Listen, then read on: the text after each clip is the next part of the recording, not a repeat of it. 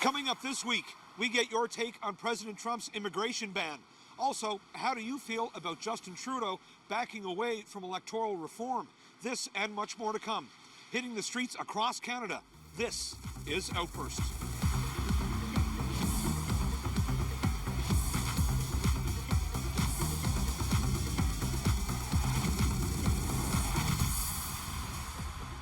Hello and welcome to Outburst. I'm Glenn McGuinness. Well, President Donald Trump's decision to halt immigration into the U.S., slapping a 90-day ban on travelers from 7 Muslim countries, has been met with some controversy. But the decision has also faced some legal problems and was refused to be reinstated by a federal appeals court. This issue has sparked protests across America and around the world. So, how does it sit with you? Our question. How do you feel about President Trump's immigration ban?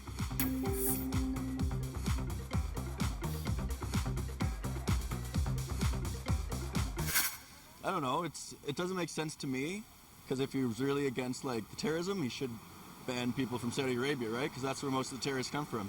That's my opinion. It's not Somalia and Syria. That's not really. It's not where the terrorists come from, in my opinion. So if he was really serious about that, he would go after Saudi Arabia. First of all, I'm a triple minority. I'm young, I'm black, and I'm Muslim. In no sense I feel like he should ban people in regards to coming in the country. It just does not make sense to me at all. You can't just cut off people from coming in, especially people who've relied on countries like that, Canada, United States. They see it as an opportunity of freedom. They want to leave because they're in trouble in their countries.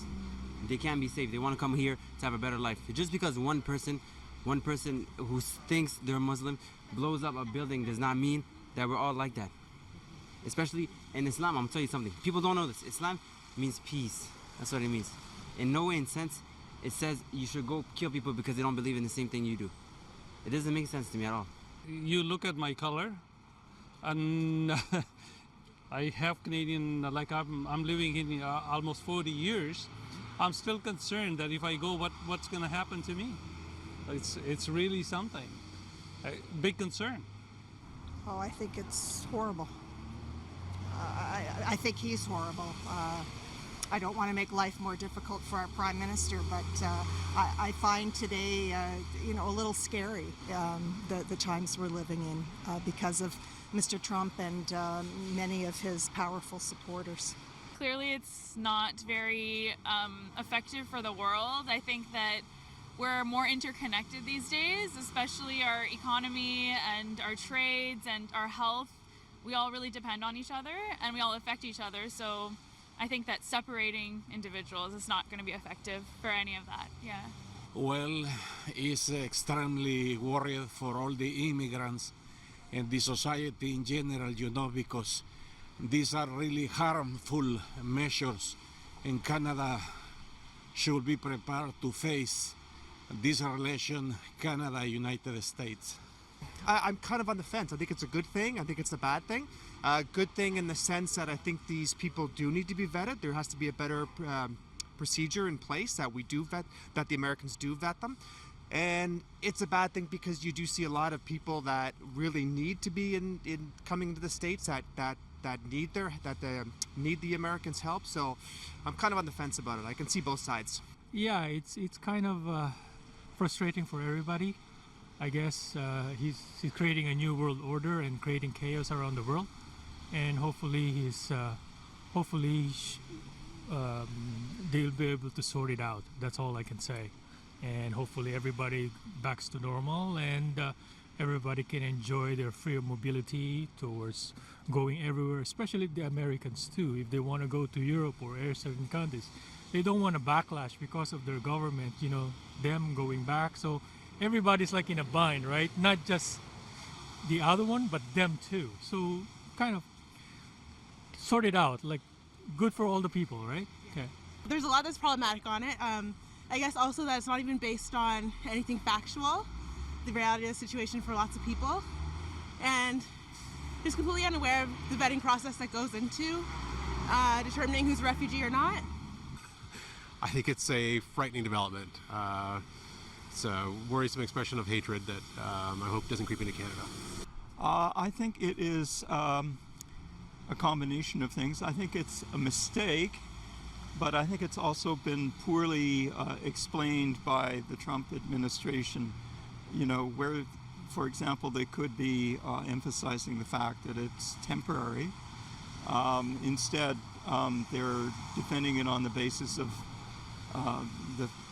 there might be a terrorist attack.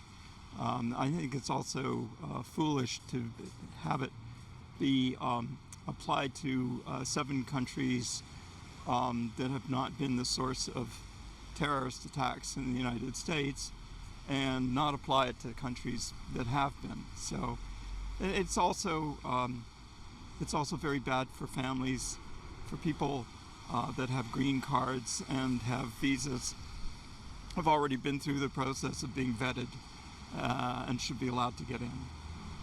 I think that it has really good intentions, and that he's trying to show the world that there's dangerous people coming into his country, and he wants to protect people. He wants to protect. When you see all these bombings that happen in Europe, he's trying to say, no, not here. Let's put things in place to try and assure that it's not going to happen here. So I think he's the big dog in town, and he says, no, we have to have new rules here. We have to try and stop these people from doing what they're doing. And it's poorly packaged, and like others have said, it's not being perceived well, but ultimately it comes from a very defensive place, and it's meant to help protect America. I think it's a good idea. The ban is a good idea because anybody's coming in, and there's no control of nothing. He's got to do something, and we have that problem too. I think that it's a very good idea. It's been proposed by 3 presidents. Clinton, it was Clinton, it was Obama, and now it's Trump. And it's all the same proposal, all 3 of them. So I think it's a good idea. Well, I think it's stupid.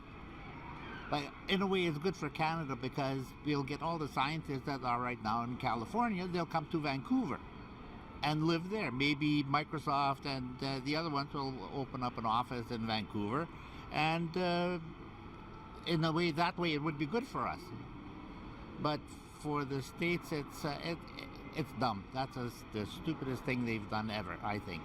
I think he's trying to do the right thing in the wrong way. He's brushing everybody with the same brush, and we all know there's a few bad apples, and he's just getting everybody, which is unfair. Oh, I think it's appalling, definitely. I think it's sort of targeting certain, religious groups. I personally, as a Canadian, do not wish to go to the States now. I think it's not fair because generalizing the whole country because of certain radicals, it's not fair to the other innocent citizens which are part of that country. I think it's a rather drastic method in fighting terrorism.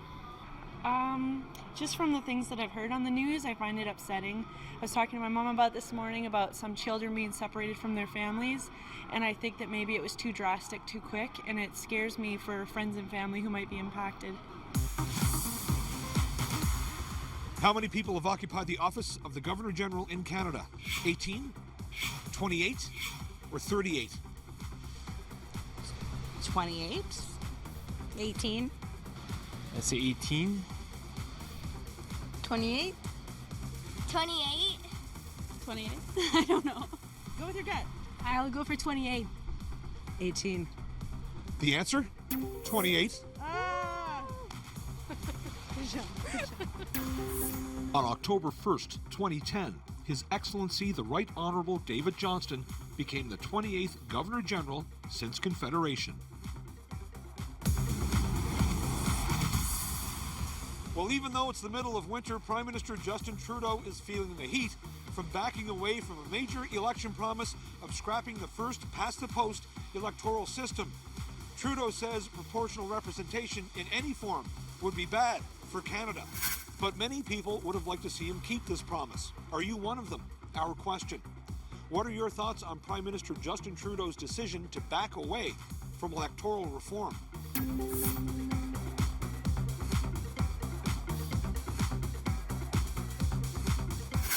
That's easy to predict.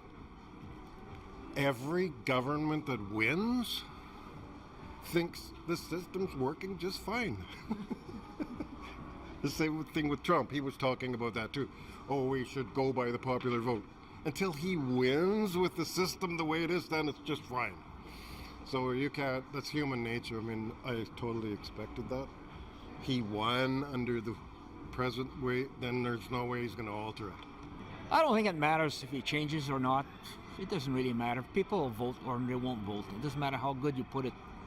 That's the way people are, you know. That's about all I can say. There's nothing wrong with the system we've had. We've had it for a number of years. It works. It even put Trudeau into power. So why would you change something that works? I was reading about that as it was going along, and I thought, you'll never get consensus on this. So he did the right thing. If there's no consensus, put it on the burner. I think that's one of Canada's biggest weaknesses is our political system. I'm not real American, but I think their political system is a little better than ours. If anything needs improving, ours does. We need to get away from that British political system. I don't know, personally, I have some sympathy for him in that I think you go in with high hopes, but once you get into the system, sometimes things aren't as easy to change as you might suspect. So I kind of think that maybe that was just him not knowing what was ahead of him. To be honest, I'm not really surprised, because if I'm not mistaken, like Trump had called like the U.S. Electoral system like rigged, and if he didn't win, but now that he won, it's all of a sudden not rigged. And so I think that's a common thing with those in power, that they say it needs to be reformed until they are in power, and then they're like, oh no, it's perfectly fine, right? Because it got them in power, so why would they want to change it? I'm not happy about it, because that was one of his main promises.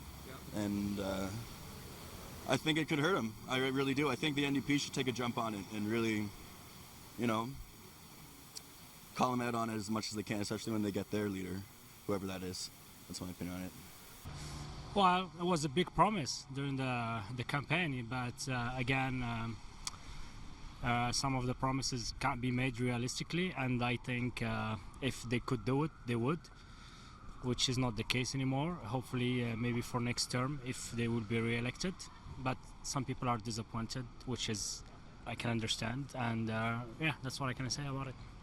I'm not that upset about it. I think it's something we could revisit later. I do think there are a lot of other more pressing priorities that we need to look at as a country, as a nation. I think it's total crap. Yeah, I'm really disappointed. I think a lot of Canadians are really disappointed. I guess I sort of get the argument that it would be divisive at this point in time, and it's not really what we need. But on the other hand, they made a very, very clear promise, and I think they should stick to that, or at least communicate it a lot better than what was done. I don't think there's anything particularly wrong with changing your mind. I think that we should really understand the complexities of these things before we kind of put Justin Trudeau down or jump to conclusions or get upset about that decision. So yeah, I think that we should better understand the purpose behind it. I think that it is important, but it can be put on the back burner, and I think we should focus more on getting jobs for the blue-collar worker and a few other things that he's working on as well. I think we're good for now. It's not something, our electoral process is broken. We don't have any fraud or anything like that, or things like, we don't have any major breakdowns right now, right? So we're trying to improve it. We'll improve it in such a way we don't break it something again. So that's all I'm saying. I think the mistake was making the promise in the first place. What he should have committed to do was to study the electoral system in place and see if there was reason to bring in a new one. I think it's always the right thing for politicians to do, to break promises. There weren't good promises in the first place. I'd rather have them do that than carry through on a promise that was a stupid one. In which province can you find Magnetic Hill? Alberta, Saskatchewan, or New Brunswick? Alberta. Alberta, yeah. Alberta. New Brunswick. New Brunswick. New Brunswick. Alberta. New Brunswick. I'll go with her answer. New Brunswick. Moncton, New Brunswick to be specific. Are you sure? I'm sure. Absolutely correct. Magnetic Hill has been a top attraction in New Brunswick for over 100 years. It gives people an optical illusion of gravity pushing them uphill.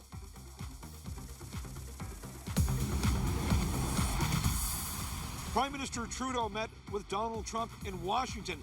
This meeting was, of course, highly anticipated and a chance for the two to get acquainted. But as the largest trading partner to the U.S., this meeting was more than just, "Hi, how's it going?" Trump wants to renegotiate NAFTA, and Trudeau has his work cut out for him when dealing with the new president. So we ask Canadians how they feel about an economic reset.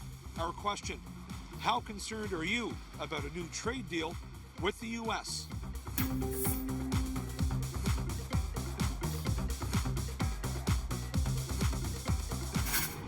Not really, because I think that the whole criticism of NAFTA is primarily directed to Mexico, that's taking American jobs, putting factories over there, making the stuff.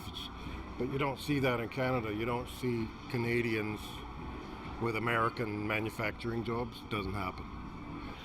I'm not super concerned about it, but I think it's a good idea. NAFTA was crafted a long time ago, and it's a different world than it was then. There's different values, there's different structures. How we perceive the global community has changed so much. It needs to be redrafted.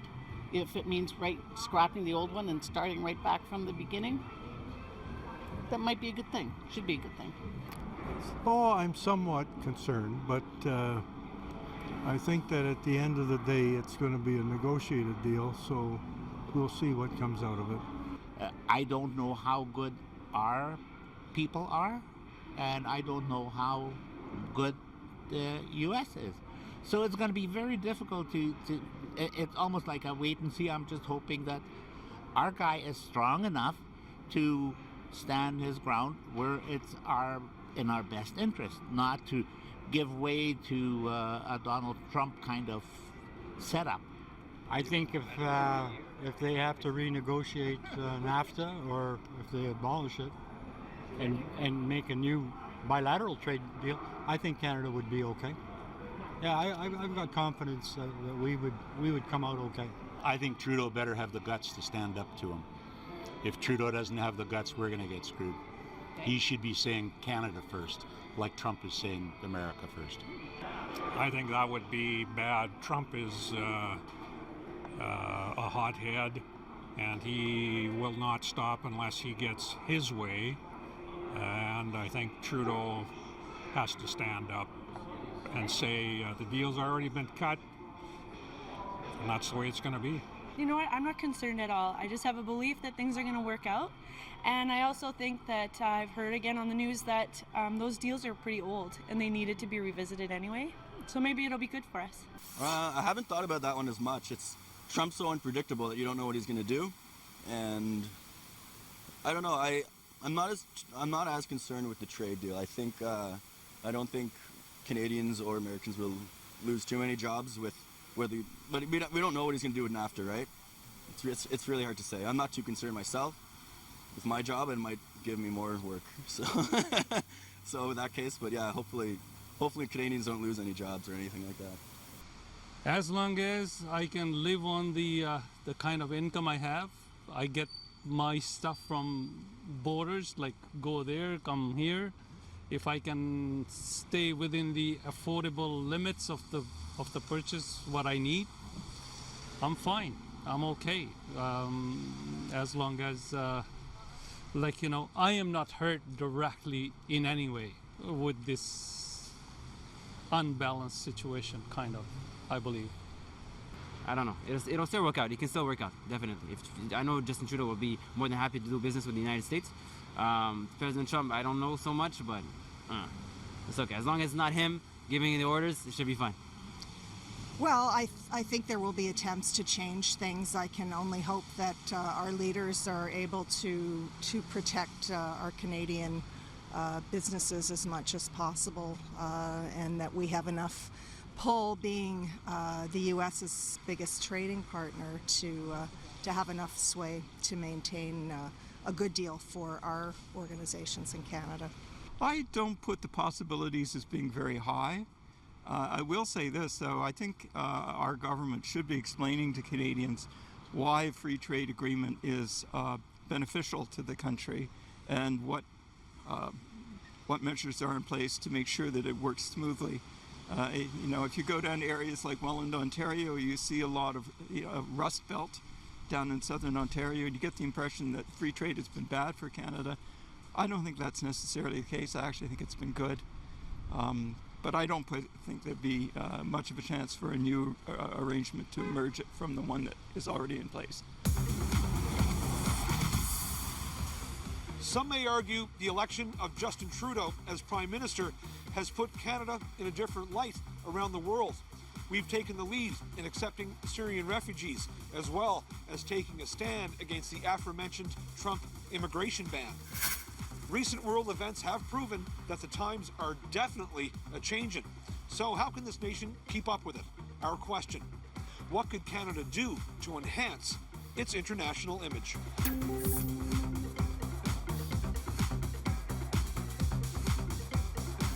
We look good now. There's not much we can do. That's about all we can do. We're supposed to be the best country in the world. Was. Is it still? That's a question mark. I think Canada has a stellar image abroad, throughout the world. So we must be doing something right. And if we're doing something right, why don't we stick to it and just keep doing what we're doing, what we're good at doing. Its image around the world is that we might be a little bit too soft, so we might be able to toughen up a few of our rules and maybe make ourselves look a little stronger. Well, I think we're doing that right now, like just by accepting the people that are stranded, and we're open. We're trying very hard to go, like in Europe, with free trade, getting things going there, so we're not as dependent on the United States and that we are right now. So that's a great thing, and I think we are more respected across the globe than the U.S. is right now. So I think we're doing very well. If we can just keep a low profile and not stick our necks out, we're going to be fine. Currently, we're doing good. We're very accepting of other immigrants and everything. So currently, I don't see any important change, but with the election of Trump, there's a tendency that the negative views will affect Canada. But if we continue on our path and we're not affected by his negative views, and we're still accepting to immigrants and foreigners, and we're not like marginalizing them and like being negative about everything, we're on a good path.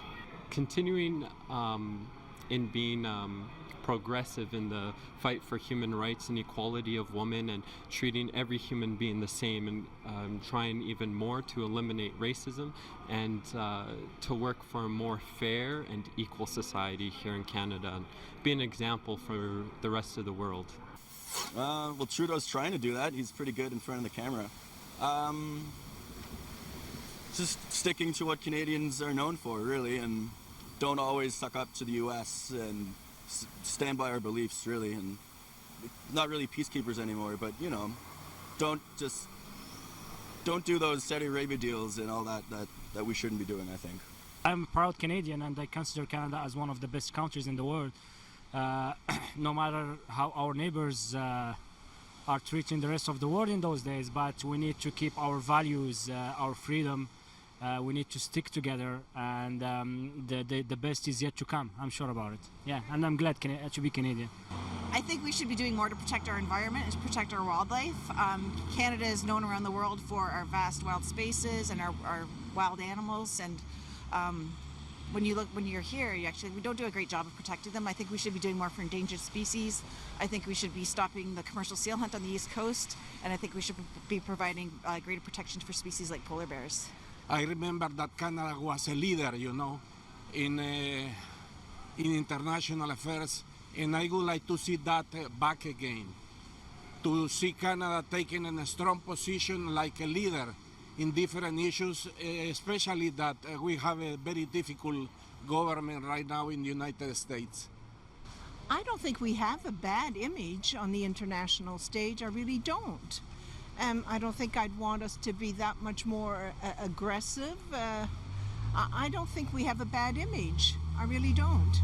I think Canada can continue to step up and do the right thing with respect to, especially to refugees from countries that are maybe being turned away in other places. We can lead by example. I think that the government needs to continue what it's doing right now. I think we need to contribute to peacekeeping missions. I think we need to advocate for a strong role for the United Nations and other multilateral institutions. I think we need to be open to trade with the rest of the world. I think we need to keep on championing the cause of immigrants and refugees, especially refugees. But keep on doing all of those things. I think we're already pretty well regarded outside of Canada. The way that Justin Trudeau is facing and challenging Donald Trump, like when he stopped people from other country, 7 countries I think, that cannot come inside the country, and right after Justin called him and he said on, I think, Twitter, welcome to everyone and those kind of things. I think that is a good way. Everyone around the world see it, and okay, even if Canada we are the brother of the USA and we should be with them, kind of, but he's like, no, come on, we are Canada and you have to treat us a good way. And the way he's facing Trump, I think everyone around the world like it, and I think it's very good. Canada is a good country to help other people, and it's very democratic, and it's very good country for, in my opinion, for other persons. Who was Prime Minister when women were given the right to vote in Canada? Robert Borden, R.B. Bennett, John Diefenbaker. Borden, Bennett, Diefenbaker. Borden. Borden? I would say Borden too. Bennett. Diefenbaker? Borden. Borden. It's a Borden. It is Borden. Yeah. You did well. Thank you. Sir Robert Laird Borden was Canada's Prime Minister from October 10th, 1911 to July 10th, 1920. Some of the most significant achievements of his time as Prime Minister were leading Canada through World War I and giving women the right to vote in 1918. That's all for this episode of Outburst. Like what you see? Well, you can watch more episodes on our website at www.cpac.ca, on our CPAC TV To Go app, and also our YouTube channel. You can also join the conversation via social media on Twitter and Instagram at CPAC_TV. I'm Glenn McGuinness, and on behalf of all my colleagues at the Cable Public Affairs channel, thanks for watching. We'll see you next time.